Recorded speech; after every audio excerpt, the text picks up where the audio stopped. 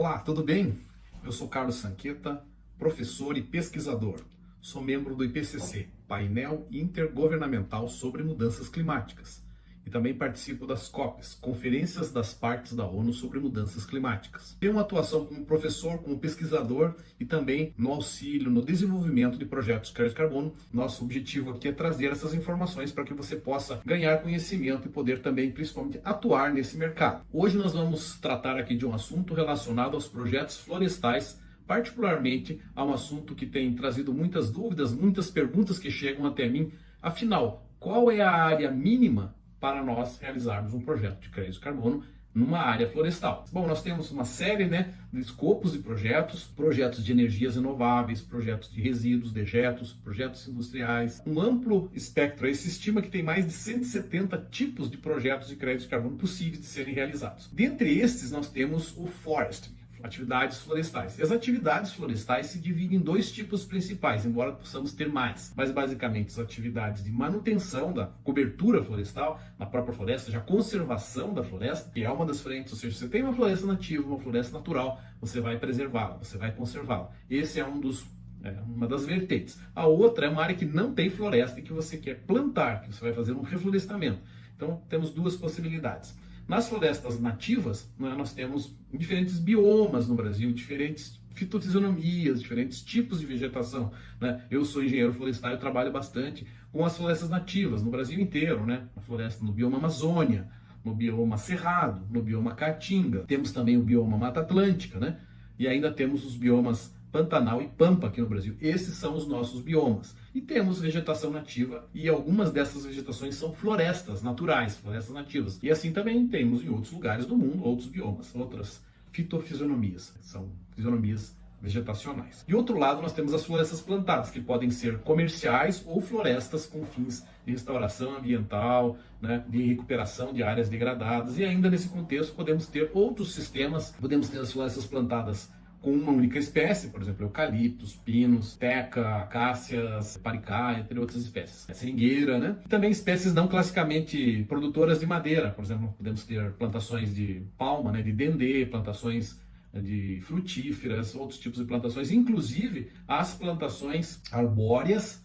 que são com espécies mistas para fins de sistemas agroflorestais, sistemas integrados com a agricultura, com a pastagem e LPF, por exemplo, integração lavoura, pecuária, floresta, podemos ter pastagem, eventualmente ter agricultura e também ter o componente florestal naquele projeto. Então nós podemos ter essas diferentes tipologias. Então os projetos florestais têm essas duas vertentes, ou conservar florestas nativas ou plantar espécies florestais com diferentes conotações, com diferentes objetivos em áreas que não têm florestas. As duas frentes são as mais atuantes, as mais exercidas, enquanto desenvolvimento de projetos de crédito de carbono. Voltando aqui ao nosso assunto de fundo, nós vamos continuar explanando essa questão da área mínima. Você que tem uma área mínima, ou o seu cliente que tem uma área florestal, qual seria essa área para você poder viabilizar um projeto de crédito de carbono, considerando que um projeto, qualquer tipo de projeto, o que é afinal um projeto? O projeto é um estudo organizado, concatenado, com diferentes elementos técnicos e financeiros, porque afinal de contas o projeto de crédito de carbono tem custos e tem receitas. Então nós temos que usar uma metodologia, um padrão de mercado, e também temos que equacionar essa questão financeira. É fundamental. Todo projeto que nós desenvolvamos, nós temos que ter esse equacionamento da parte técnica, da parte financeira, que tem os seus custos, as suas despesas, e também tem a sua previsão de receitas. Projetos muito pequenos, é aí uma questão de economia de escala, projetos muito pequenos normalmente não são viáveis para crédito de carbono. Por quê? Porque nós temos custos que são fixos. Se você fizer um projeto para 5 hectares, 10 hectares, fazer para 5 mil hectares, 10 mil hectares, os custos não serão assim tão diferentes. Então nós temos que custos relacionados à abertura numa conta, lá nos padrões da Verra, o principal padrão de mercado VCS para os projetos no mercado voluntário de carbono. Você vai ter que abrir a conta, vai ter $500 pelo menos de despesas para abrir sua conta. Você vai ter que registrar o projeto, vão ter outros custos. Você vai emitir os créditos de carbono, ter os custos. Dependendo do tipo de projeto na área florestal, você vai ter que fazer o inventário florestal, o diagnóstico social da região, da sua propriedade, fazer um levantamento de fauna e flora. Então você tem estudos básicos que precisam ser realizados para você poder escrever o seu PD, o Project Description,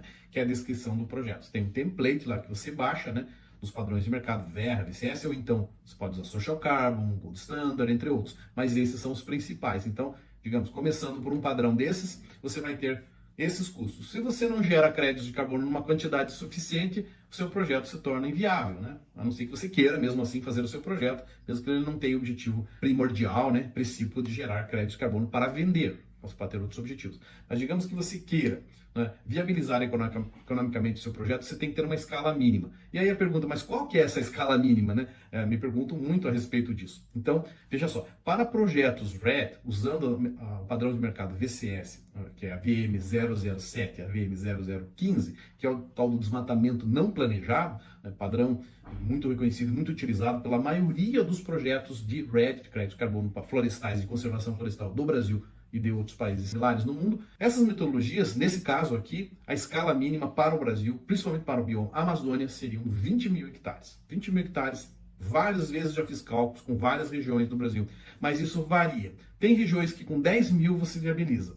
Tem regiões com 50 mil você não viabiliza. Então não é só uma questão de área mínima. Você tem que avaliar outros aspectos. Numa área bem distante, lá no norte do Amazonas, que a taxa histórica de desmatamento é baixa, né, nos últimos 10, 15 anos, talvez com 50 mil, com 100 mil hectares você não viabilize o seu projeto. Primeiro, seus custos serão mais elevados pela logística, pela dificuldade de fazer o inventário florestal, de fazer a validação, né, que é a auditoria terceira parte, que é a parte componente dos custos do projeto também. Então, tem que ver, tem que estudar. Primeiro, pegar seu polígono, né, o seu KML, KMZ, e estudar, né, estudar a área para ver se tem uma taxa histórica de desmatamento que justifique. Muitos projetos de crédito de carbono em regiões remotas hoje não são viáveis. Então, nós temos que equacionar e procurar áreas que tenham mais possibilidade de desenvolver um projeto viável. Mas, assim, de uma forma geral, para projetos RED no bioma Amazônia, 20 mil hectares. Mas com variações, conforme eu já disse. No bioma Cerrado é possível também? É possível. Então nós temos menos carbono estocado no bioma Cerrado, né, em comparação com a Amazônia.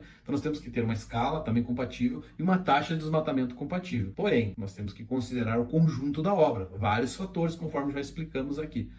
A metodologia mais usual é AUD, tanto para um para o outro bioma, principalmente na Amazônia. Mas você pode lançar mão da metodologia APD, né, da abordagem APD, que é a Avoided Planned Deforestation. Nesse caso, né, a conversão da área florestal, da área, né, do ecossistema natural, para uma área com outro uso, pecuária, agricultura, etc. Nesses casos, se você tem uma autorização de supressão florestal, então o seu projeto pode se viabilizar com uma área menor e também gerar mais créditos, antecipando esses créditos. Então, se você tem, né, condições de aplicar a APD, muito mais provável que você possa fazer um projeto com menor área, porque daí ele viabiliza isso.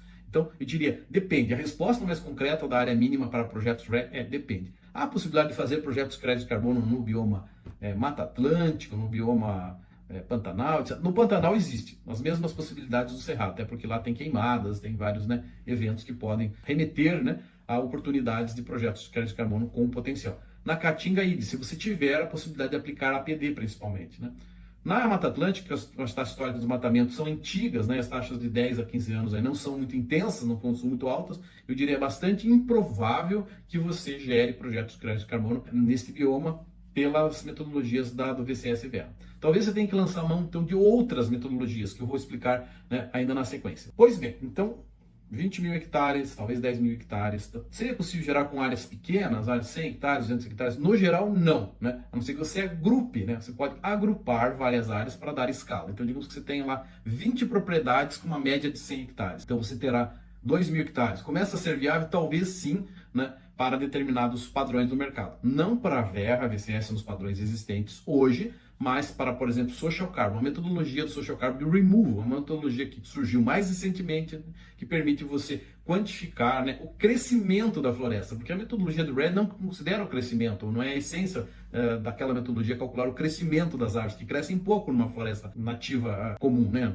com condições normais. Porém, uma área menor pode ser viabilizada se nós conseguirmos agrupar para dar escala mínima de 20 mil hectares lá no VCS, ou então aplicarmos a metodologia do Social Carbon de Removal. Esta é para as áreas excedentes à reserva legal e preservação permanente, ok? Então, duas opções aí que eu já dei para vocês, né? Nós termos o agrupamento e também usarmos uma metodologia alternativa à Social Carbon, que é algo novo, né? Nós temos também algumas outras metodologias e padrões de mercado surgindo nessa direção para viabilizar áreas menores. Uma área de 10 hectares, 100 hectares vai dar projeto de crédito de carbono? Normalmente, para os padrões internacionais, não. Uma possibilidade seria usar essas áreas não para o padrão internacional de crédito de carbono, mas para fazer compensação voluntária de crédito de carbono numa indústria, numa empresa. Aí você faz os cálculos, usa uma metodologia mais simplificada, sem esses padrões internacionais, e você pode viabilizar áreas menores. Então, poderia viabilizar uma área de 100, 200 e 500 hectares com outras conotações, com outras possibilidades,